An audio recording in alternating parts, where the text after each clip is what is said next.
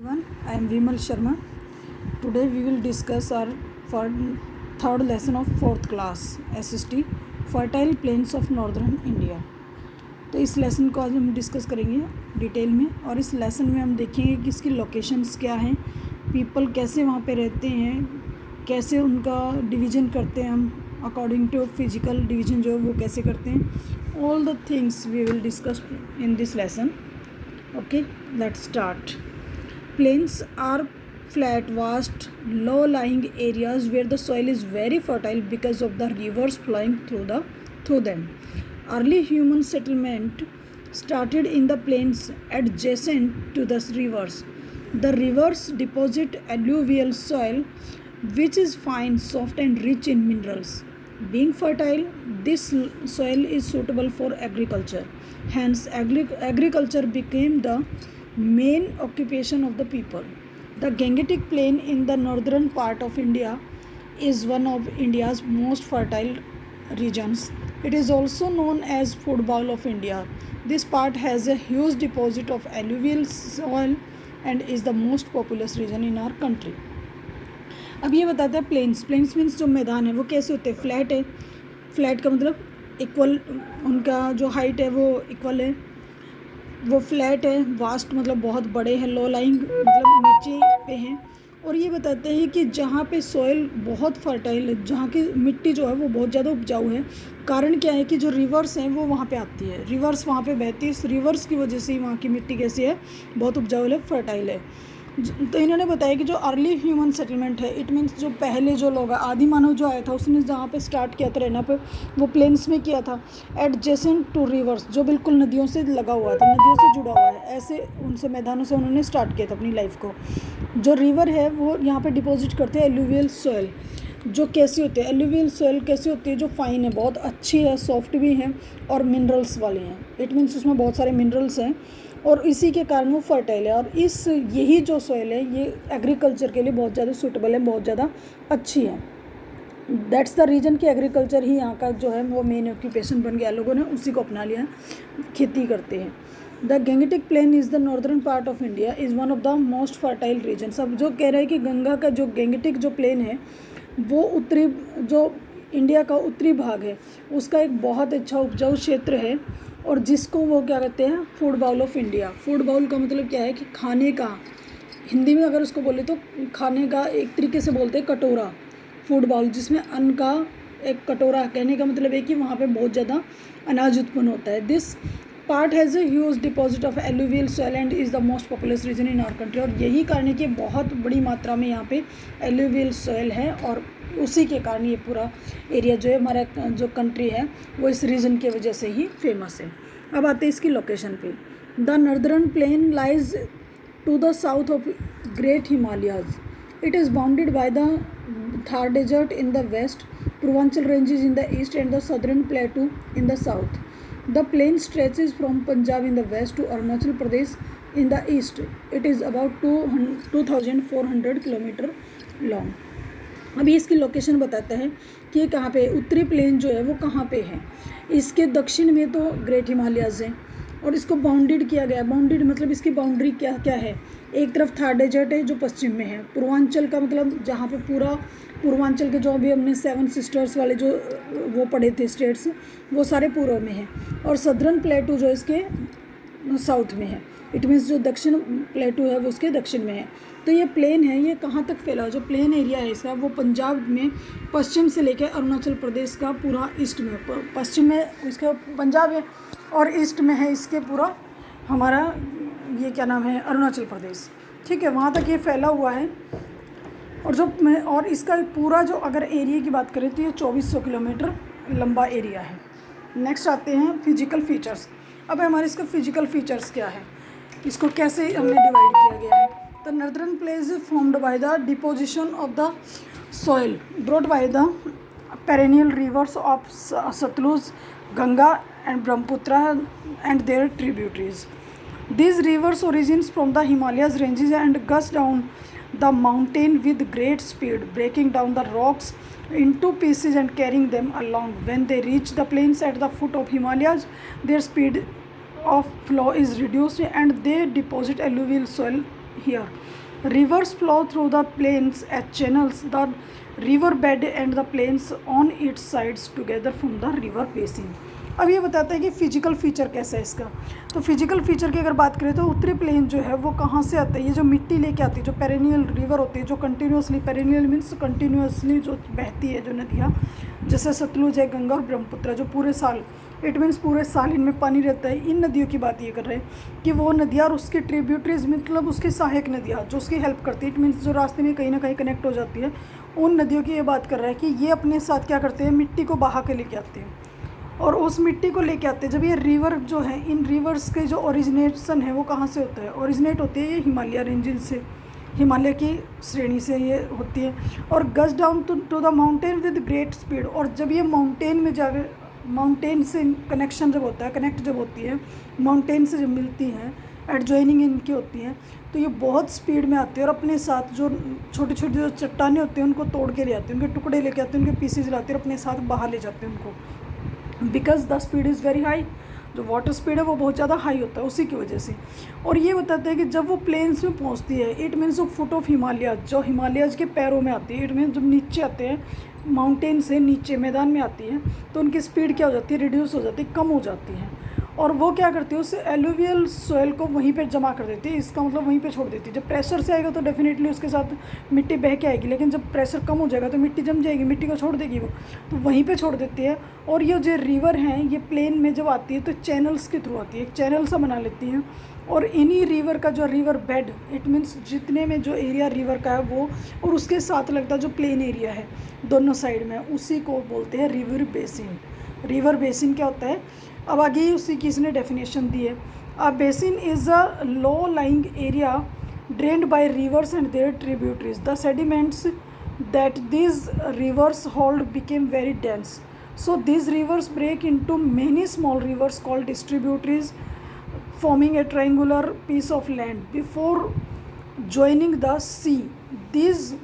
This piece of land is known as a delta. The Sundarban Delta, the largest delta in the world, lies at the mouth of Ganga and Brahmaputra rivers. It occupies about 4,000 square kilometre of area.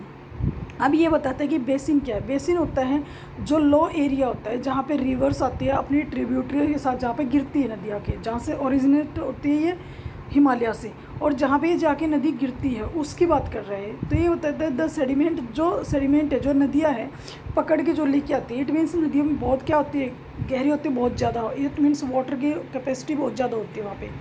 तो river क्या करती है, छोटी छोटी नदियों में but जाती हैं, जो उसकी ट्रिब्यूटरीज होती है। ट्रिब्यूटरीज मतलब जो एक नदी में से दूसरी निकलती है वो ट्रिब्यूटरीज होती हैं।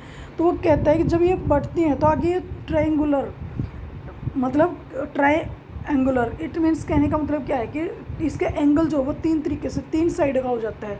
एक ट्रायंगल की शेप में जाती है, जब ये सी में गिरती है उस टाइम इसका ट्रायंगुलर शेप में होती है। और उसी को इसने बताया, वही प्लेस जो होता है वो उसको हम क्या कहते हैं, डेल्टा। और सुंदरबन डेल्टा जो है वो पूरा एक largest delta in the world, पूरे विश्व में सबसे बड़ा डेल्टा है। और ये कहाँ है, गंगा और ब्रह्मपुत्रा नदी के माउथ पे है। कहने का मतलब क्या है, जहाँ पे ये नदी गिरती है वहाँ पे ये बनता है सुंदरबन डेल्टा। और इसका पूरा एरिया जो है वो है 4000 स्क्वायर किलोमीटर। ओके, अब आते हैं हम division of the northern plane. अब जो है डिवीज़न ऑफ नॉर्दर्न प्लेन का हमने कैसे डिवाइड किया है नॉर्दर्न प्लेन को, तो the northern plain is broadly divided into 3 parts. 3 parts में इसको डिवाइड किया है, the Satluj, the Ganga and the Brahmaputra basin. It means basin 3 है, बट कौन कौन से है, सतलुज का है, गंगा का और ब्रह्मपुत्रा का, because these are the very big rivers, ये बहुत बड़ी नदियाँ हैं। और अगर हम बात लेंथ की करें तो उसके अकॉर्डिंग भी है। तो अब ये बताता है कि द सतलुज बेसिन। अब सबसे पहले डिस्कस करते हैं सतलुज बेसिन को, कि सतलुज बेसिन क्या है। The western part of northern fertile plain is the Satluj basin. River Satluj along with its tributary Beas drains the lowland of Punjab and Haryana, forming the Satluj basin. Then it enters into Pakistan to join river Indus. The region gets very little rainfall. The climate is hot in summer and very cold in winter. अब ये कहता है कि जो Sutlej basin है वो क्या, उसका एरिया वो कहाँ पे है। तो इसने बताया है कि जो सतलुज बेसिन है, या जो उत्तरी जो फर्टाइल प्लेन सतलुज बेसिन का है वो पश्चिम में है, इसका पश्चिम पार्ट है। और जो रिवर सतलुज है और उसकी सहायक नदी जैसे ब्यास नदी है वो लोलैंड ऑफ पंजाब का जो नीचे वाला एरिया है, पंजाब का जो तटीय क्षेत्र है वहाँ पे वहाँ पे आती है और हरियाणा में सतलुज बेसिन को फॉर्म करती है, बनाती है। और जब ये उसके बाद ये पाकिस्तान में इंडस नदी को ज्वाइन करने के लिए पाकिस्तान में एंट्री कर जाती है, इट मीन्स पाकिस्तान चली जाती है देन। और उसके बाद जो ये रीजन है ये इस रीजन में बहुत कम बारिश होती है, इट मीन्स रेनफॉल यहाँ पे सबसे कम होता है और क्लाइमेट बहुत ज़्यादा गर्म रहता है कब गर्मियों में, और सर्दियों में बहुत ज़्यादा सर्दी रहती है। इट मीन्स बारिश कम होगी तो गर्मियों में गर्मी ज़्यादा और सर्दियों में सर्दी ज़्यादा। ठीक है, अब आते हैं Ganga basin. The Ganga basin, river Ganga originates in the Himalayas at Gomukh. Gangotri and ice glacier is the source of river Ganga. Yamunotri glacier is the source of river Yamuna. As the glaciers melt during summer, they form perennial rivers. River Ganga enters the plain at Haridwar. Gomti, Ghagra, Gandak and Kosi are the other tributaries of river Ganga. अब ये क्या बताता है, अब river Ganga basin की बात हो रही है तो रिवर गंगा जो है ये भी हिमालयाज के गोमुख से निकलती है। गंगोत्री जो है वो एक ग्लेशियर है, ग्लेशियर क्या मतलब बर्फ़ का पहाड़, वहाँ से निकलती है, ये उसका सोर्स है रिवर गंगा का। और जो यमुनोत्री है यमुना जो है वो ग्लेशियर यमुनोत्री ग्लेशियर से निकलता है। तो जैसे ये ग्लेशियर पिघलता है, गर्मियों में ग्लेशियर पिघलेगा और वहाँ से क्या होगा, पानी नीचे उतरेगा, जब पानी नीचे आएगा तो इट मीन्स रिवर बन जाएगी। तो ये कह रहा है रिवर गंगा जो है वो प्लेन में जहाँ एरिया प्लेन है वहाँ पे जो अगर ये एंट्री करती है तो वो सबसे पहला प्लेस क्या है, हरिद्वार। उसके बाद जो गोमती नदी है, घाघरा है, गंडक है, कोसी है, वे सारी इसकी ट्रिब्यूटरी, इसकी सहायक नदियाँ गंगा की। They also have origin in the Himalayas and drain the lowland called the Ganga basin. और ये भी बता रहे हैं कि जैसे उनकी ओरिजिन उनकी भी हिमालयाज से है और ये ड्रेन कहाँ पे जाके गिरती है, गंगा बेसिन में।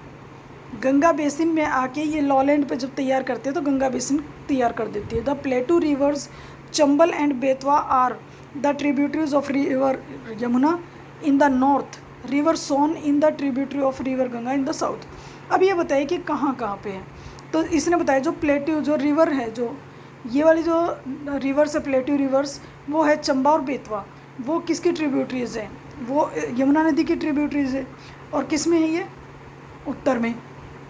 अब बात करते हैं रिवर सोन भी ट्रिब्यूटरी है बट वो किसकी है, गंगा की, लेकिन कहाँ पे, दक्षिण में। ये जो थी ये सारी किस में थी, उत्तर में थी। ये जो 4-5 नदियाँ जो भी बताई थी, गोमती, घाघरा, गंडक एंड कोसी, ये सारी कहाँ पे थी, नॉर्थ में थी, और ये किस में है, साउथ में है। अब आता है द त्रिवेणी संगम। त्रिवेणी नाम से ही पता चल रहा है कि तीन नदियों का। तो ये बताता है also known as Prayag is the site of confluence of the rivers Ganga, Yamuna and Saraswati at Allahabad. River Saraswati is invisible and is believed to be flowing under the earth. It meets the other 2 rivers from underneath.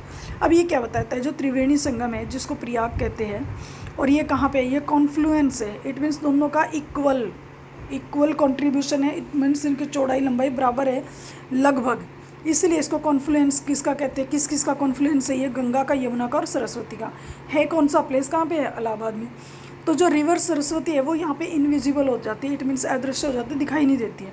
और क्या कहते हैं कि ऐसा विश्वास है, it believed to be flowing under the earth, की ज़मीन के नीचे से बहती है, धरती के नीचे से बहती है, और वहाँ पे भी 2 अन्य नदियों से जाके मिलती है ज़मीन के नीचे ही।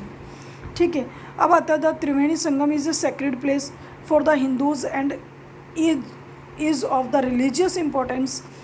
The Ganga takes a sharp turn here and it divides into 2 distributaries. River Hooghly, one of distributaries, flows through West Bengal and the other distributary flows into Bangladesh and joins river Brahmaputra. The river formed by their confluence is known as Padma. The Ganga basin receives more rainfall than the Satluj basin. Summers are very hot and winter are cold. अब एक चीज़ इसमें भी common है, but इससे पहले हम ये देखेंगे कि त्रिवेणी संगम क्या होता है। त्रिवेणी संगम एक सेक्रेड है, इट मीन्स होली प्लेस है।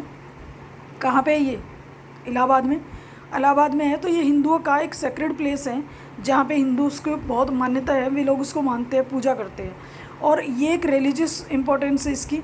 गंगा जो है वो यहाँ पे एक शार्प टर्न लेती है, इट मीन्स एकदम से कट मारती है गंगा, मतलब 2 पार्ट्स में डिवाइड हो जाती है, 2 डिस्ट्रीब्यूटरीज उसकी निकलती हैं। पहली होती है रिवर हुगली और दूसरी वो किस में जाती है, रिवर हुगली जाती है वेस्ट बंगाल में, और जो दूसरी सेकंड जो इसकी होती है अदर डिस्ट्रीब्यूटरी है वो जाती है बांग्लादेश में और ब्रह्मपुत्रा नदी से मिलती है, बांग्लादेश में जाकर ब्रह्मपुत्र नदी से मिलती है।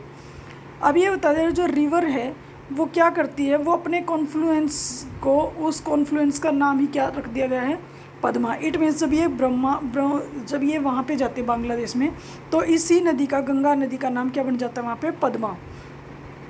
और ये बता रहे Ganga basin receives more rainfall than the Satluj basin. Ganga जो है, गंगा बेसिन में सतलुज बेसिन की अपेक्षा बारिश क्या होती है, थोड़ी सी ज़्यादा होती है। अब ये कह रहा है कि मौसम वहाँ यहाँ पे भी सेम है, summers are very hot and winters are cold.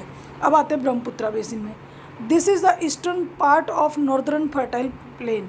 The Brahmaputra basin is very narrow as compare to the Ganga basin. River Brahmaputra has its origin in Tibet near Mansarovar lake where it is called Tsangpo.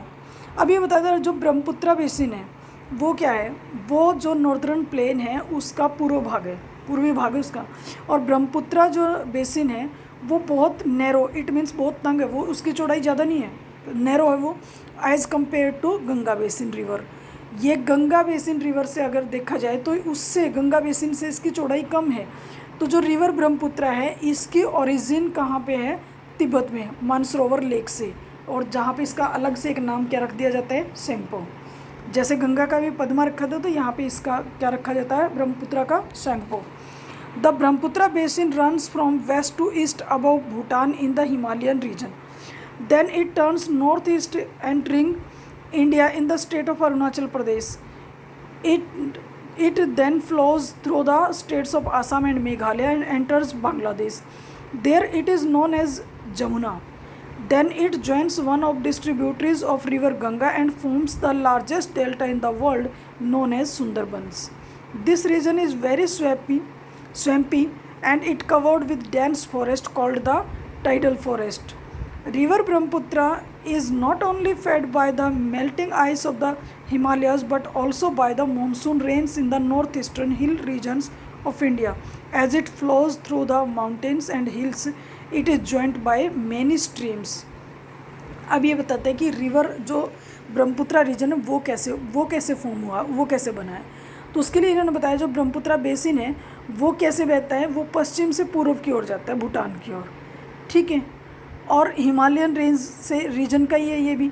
लेकिन ये जब इंडिया में entry करता है तो India में mostly क्या होता है कि जो ये उससे उल्टा चलता है। ये बता रहा है कि ये जो उत्तरी पूर्व से है वहाँ से एंट्री करता है, अरुणाचल प्रदेश से।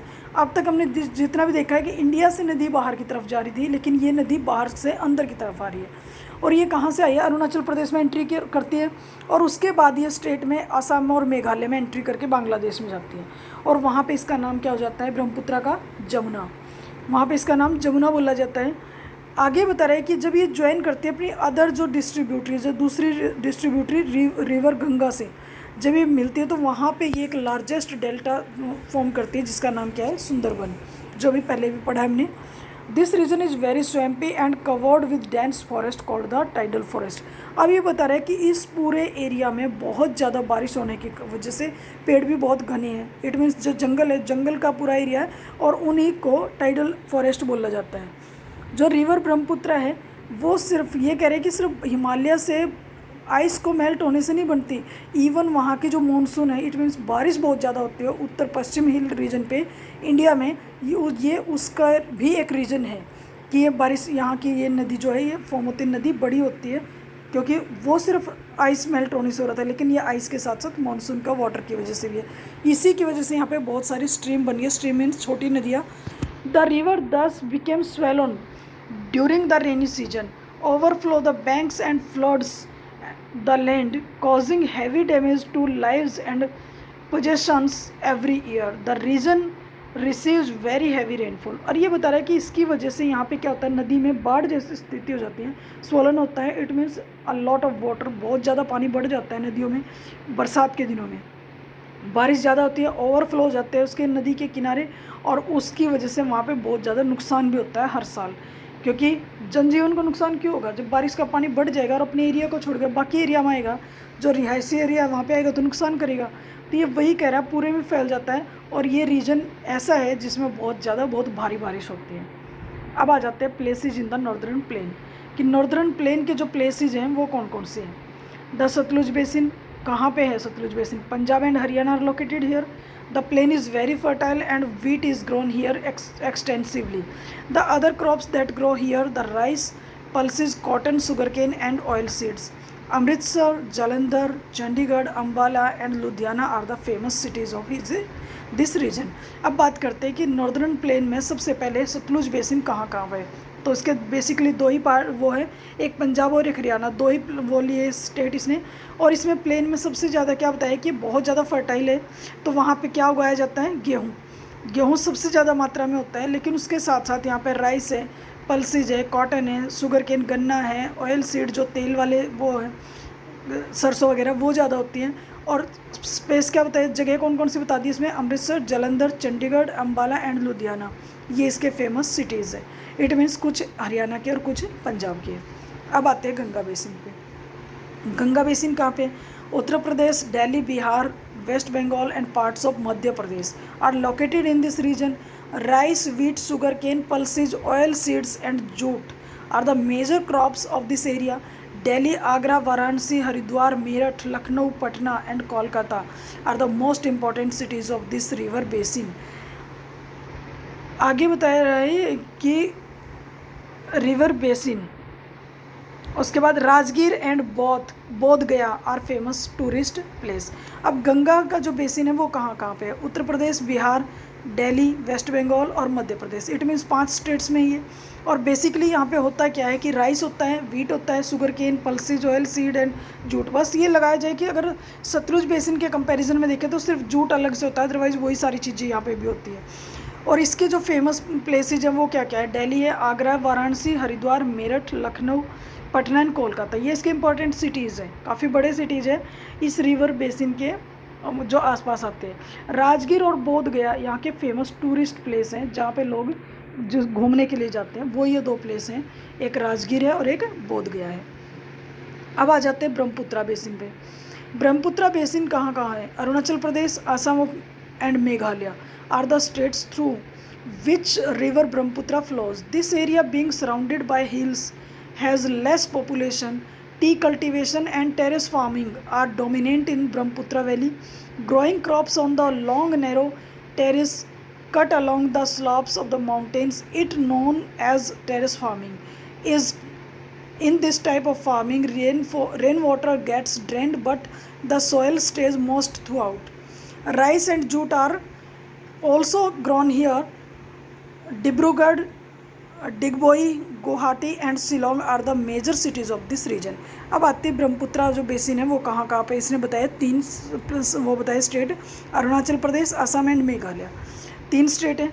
यहाँ पे बेसिकली देखा जाए कि चारों तरफ यहाँ पे ये एरिया जो है यहाँ पे हिल्स ज़्यादा है, इट मीन्स पहाड़ियों से ढका हुआ है और पॉपुलेशन यहाँ पे कम है, इट मीन्स लोग कम रहते हैं। जो चाय है वो चाय की खेती सबसे ज़्यादा की जाती है। और टेरेस फार्मिंग, टेरेस का मतलब होता है हिल है, अगर पहाड़ी है, प्लेन है नहीं, तो क्या करेंगे, थोड़ा सा जगह को समतल किया और उस पर खेती करना शुरू कर दिया, उन्हीं को फिर थोड़ा सा उससे नीचे किया तो उसी को टेरेस फार्मिंग बोलते हैं। तो वहाँ पे टेरेस फार्मिंग होती है। दूसरा ये बताया कि जहाँ पे ये क्या बता रहे, रेन वाटर और जो ड्रेन होता है ना, पानी, मिट्टी जहाँ पे रोक लेती है पानी को, इस तरीके का थोड़ा बना के उसी को टेरेस फार्मिंग को इसने एलेबरेट करके बताया है। राइस और जूट जो है वो यहाँ पे उगाया जाता है। और डिब्रूगढ़, डिगबोई, गुवाहाटी और शिलोंग, ये 4 मेजर सिटीज़ है इस पूरे रीजन में।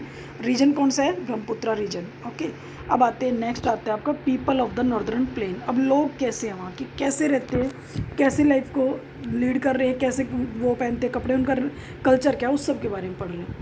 Most people living in this area are farmers as the soil is very fertile. जो ज़्यादातर लोग हैं वो कैसे हैं, किसान हैं, क्योंकि ज़मीन बहुत ज़्यादा फर्टाइल है, उपजाऊ है। Because of favorable climatic conditions, irrigation is possible. Some people work in sugar, cotton, jute, textile, paper, leather, fertilizer, and chemical industries. Many people are also good artisans, and their handicrafts made of wood, metal, and clay are very famous. अब ये बता रहे हैं कि इन लोगों का क्या है।